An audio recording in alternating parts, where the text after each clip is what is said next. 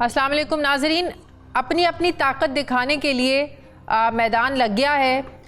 तहरीक इंसाफ की हिकमत अमली जारहाना है और हुकूमत भी अपनी ताकत दिखाने के लिए पूरी तरीके से तैयार है। 24 नवंबर कल है।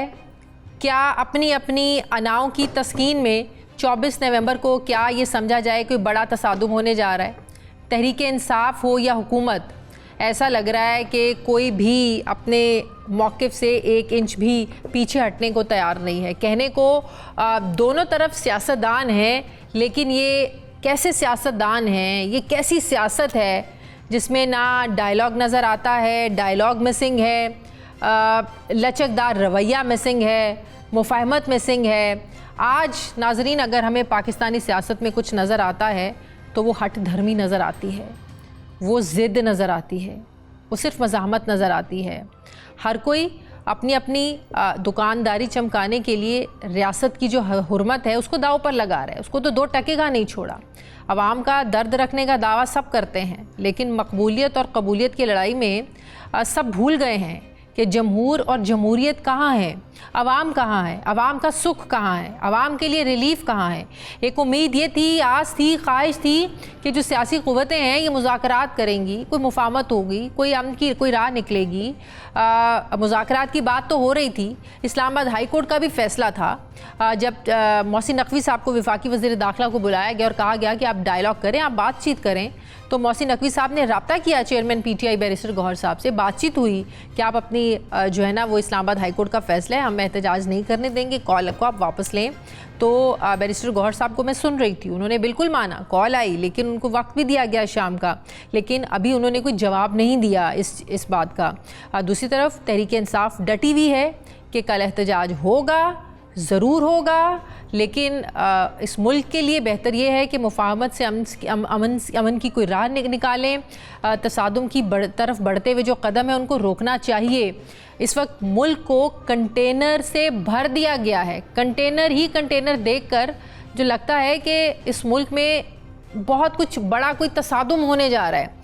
जो हुकूमत ने इतनी तैयारी कर ली है, पिछले चंद दिन से ये क़यासराइयाँ हो रही हैं कि एहतजाज को कॉल ऑफ कराने के लिए PTI को ऑन बोर्ड ले लिया गया है, लेकिन ये अभी तक वाज़े नहीं है कि पाकिस्तान तहरीक इंसाफ से जो है वो हुकूमत की बातचीत उस तरीके से हुई या नहीं। लेकिन ये बात ज़रूर है कि रब्ता ज़रूर हुआ बैरिस्टर गौहर साहब का मोहसिन नकवी साहब से। लेकिन रऊफ़ हसन साहब ये बात ज़रूर करते हैं कि मोहसिन नकवी के लेवल से ऊपर के लोगों से बातचीत जो है वो हो रही है। यकीनन ये जो इशारा है ये इस्टेब्लिशमेंट की तरफ है कि इस्टेब्लिशमेंट से बातचीत हो रही है।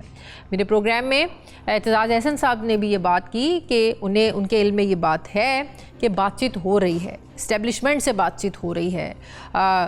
और ये भी ख़बरें थीं कि इस्टेब्लिशमेंट की तरफ से जो बातचीत हो रही थी उसमें ये इमरान खान साहब को ये बात कही गई कि अभी 1-1 साल हमें इनको देना पड़ेगा। इनसे भी बात हुई है, आपके सारे मुकदमात ख़त्म हो जाएंगे, आपकी सज़ा भी ख़त्म हो जाएगी, आपको रिहाई भी मिल जाएगी, आप ये जो एहतजाज है इसको वापस लें। लेकिन इमरान खान अपनी इस ज़िद से, अपनी इस बात से, अपने इस ऐलान से पीछे हटने को तैयार नहीं है अनटिल अनलेस वो कहते हैं कि सबसे पहले उनकी रिहाई हो, तहरीक इंसाफ के जितने लोगों पर मुकदमात हैं या जो जेलों में हैं उनकी रिहाई हो। तो इस बात पर आकर कहीं ना कहीं जो है वो मुज़ाकरात जो है वो आगे नहीं बढ़ पा रहे हैं। अब देखना यह है कि जो कल का दिन है वो क्या हुकूमत करेगी। इंटरनेट तो हुकूमत कह रही है कि इंटरनेट तो कल बंद होगा, लेकिन सूरत हाल को देखकर उन्होंने ये भी अभी फ़ैसला करना है कि मोबाइल्स उन्होंने जो है वो बंद करने हैं या नहीं करने, ये भी अभी फ़ैसला होना है। इंटरनेट तो एक अरसे से स्लो है ही, और दूसरी तरफ जो स्टूडेंट्स हैं वो बहुत ज़्यादा परेशान हैं क्योंकि स्टूडेंट्स को इस्लामाबाद में हॉस्टल से निकाला जा रहा है। उनको कहा जा रहा है कि हॉस्टल्स को खाली कर दिया जाए। और दूसरी तरफ आप देखें जो स्टूडेंट्स हैं जिन्होंने दूसरे शहरों में जाना है वो कैसे जाएं। सारी जो ट्रांसपोर्ट है वो हुकूमत ने ट्रांसपोर्ट्स को जो है ना वो पकड़ लिया है, कंटेनर्स से रास्ते बंद कर दिए हैं।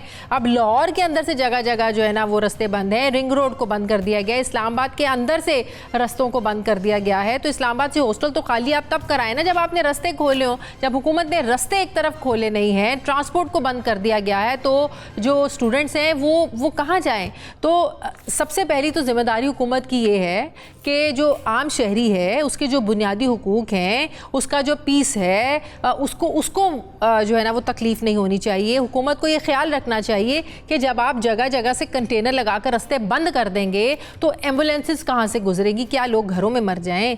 क्या कहीं एक्सीडेंट हो जाता है, किसी की तबीयत ख़राब है, किसी को इमरजेंसी में हॉस्पिटल पहुँचना है? क्या ये जो फंडामेंटल राइट्स हैं, बुनियादी जो हुकूक हैं, क्या अदालतों की ज़िम्मेदारी नहीं है कि इसका भी ख्याल रखा जाए?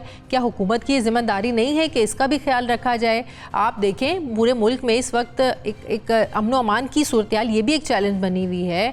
दहशत गर्दी के वाक़यात में इजाफा हुआ है, KPK में अमन व अमान की सूरत हाल का मसला है। उधर अली अमीन गंडापुर साहब जो हैं वो अपनी सरकारी जो है वो वसाइल और सरकारी मशीनरी के साथ यहाँ पर जो है वो जहो जलाल के साथ यहाँ पर आना चाहते हैं। उन्हें भी तहम्मुल मिजाजी से सोचना चाहिए कि वो सरकारी मशीनरी क्या इस मकसद के लिए कि वो इस्लामाबाद आकर इस तरीके से धावा बोल दें?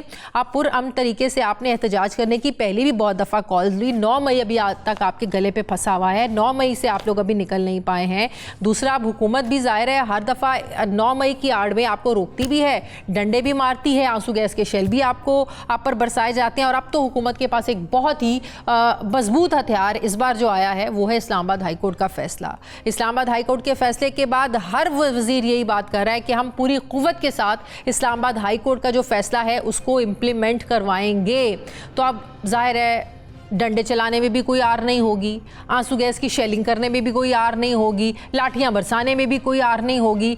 तो हुकूमत को सोचना चाहिए कि तहरीक इंसाफ को इंगेज करे, बातचीत हो, मसाइल बातचीत से ही हल होते हैं।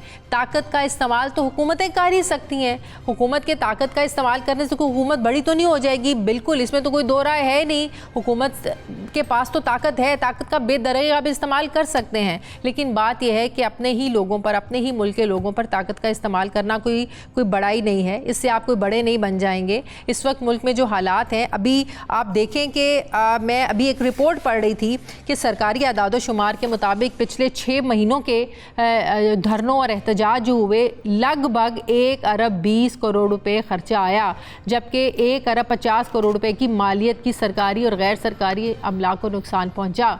ये इस मुल्क में हो रहा है जो बाहर से कर्जे ले रहा है, ये उस मुल्क में हो रहा है जहाँ पर टैक्सेस इसीलिए लगाए जा रहे हैं क्योंकि आपने अपने खर्चे पूरे करने हैं। ये इस मुल्क में हो रहा है कि आवाम को पीसा जा रहा है कि महंगाई की जाती है कि अपने जो बैलेंस ऑफ पेमेंट्स हैं उनको जो है ना उसमें तवाज़न रखा जा सके।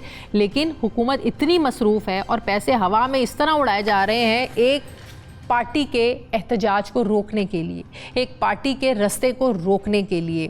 अब देखना, ये ऊपर से बुशरा बीबी का जो बयान है, हुकूमत को वो भी मौका मिला हुआ है इस पर तनकीद करने का। खैर, उसमें तो बुशरा बीबी पर भी तनकीद हो रही है, तहरीक इंसाफ पर भी तनकीद हो रही है कि इसको इस तरीके से अपलोड होने ही नहीं देना चाहिए था। अब देखना ये है, जो कल का दिन है 24 नवंबर है, हुकूमत क्या स्ट्रेटजी जो है वो अपनाती है। ऐलान तो हुकूमत का है कि हम पूरी ताकत के साथ जो है वो निपटेंगे, और दूसरी तरफ कंटेनर्स एसोसिएशन जो ट्रांसपोर्टर्स हैं वो बहुत ज़्यादा परेशान हैं। वो कहते हैं जगह जगह रोककर उनकी ट्रांसपोर्ट को पकड़ लिया गया है, जगह जगह कंटेनर्स लगा दिए गए हैं, और कंटेनर्स में जो अशिया हैं, मेडिसन्स हैं, खाने पीने की चीज़ें हैं, कंटेनर मालिकान को उसकी भी ज़ाहिर है अदायगी करनी है, और फिर उनको किराया भी पड़ रहा है। और अगर इतनी मेडिसन्स हैं, खाना पीना है, वो ख़राब हो जाएगा, उसकी अदायगी कौन करेगा? तो बहुत सारे मसाइल जो ना, हर मसला दूसरे से जुड़ा हुआ है।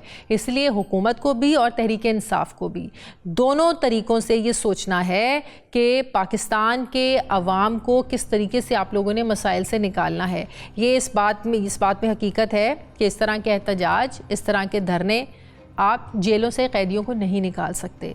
ऐसे मसाइल, ऐसी बातचीत के ज़रिए ही जो मुतालबात हैं ये मनवाए जा सकते हैं। लेकिन अब देखना ये है कि दोनों अपने मौक़िफ़ से कितना पीछे हटते हैं। और इसमें कोई शक नहीं है कि जब तक पाकिस्तान तहरीक इंसाफ और हुकूमत अपने मौक़िफ़ से पीछे नहीं हटेंगे, अपने रवैयों में लचक नहीं दिखाएंगे, अपने रवैयों में नरमी नहीं लाएंगे, तो यकीनन ये हालात ऐसे रहेंगे। और इन हालात से पाकिस्तानी अवाम का तो नुकसान हो ही रहा है। बाहर से आने वाला जो इन्वेस्टर है पूरी दुनिया में पाकिस्तान का क्या इमेज जाएगा। आपने बाहर से इन्वेस्टर को आपने बुलाना है। वज़ीर दाखिला साहब ने एक बात तो बिल्कुल सही की, 25 नवंबर को बेलारूस के सदर आ रहे हैं, उनके साथ भी कुछ मुआहदे हैं वो साइन होने हैं, कुछ उनके साथ भी एग्रीमेंट्स हैं। तो पाकिस्तान तहरीक इंसाफ को इस बात का भी सोचना चाहिए, अपने मुल्क के इमेज का भी सोचना चाहिए, पाकिस्तान के आवाम का भी सोचना चाहिए। दोनों तरफ ये जिम्मेदारी बनती है कि मैच्योरिटी का मुजाहरा करते हुए ऐसे फैसले लिए जाएं जो पाकिस्तान और पाकिस्तान के आवाम के लिए बेहतर हों। मुझे इजाज़त दीजिए, अल्लाह हाफ़िज़।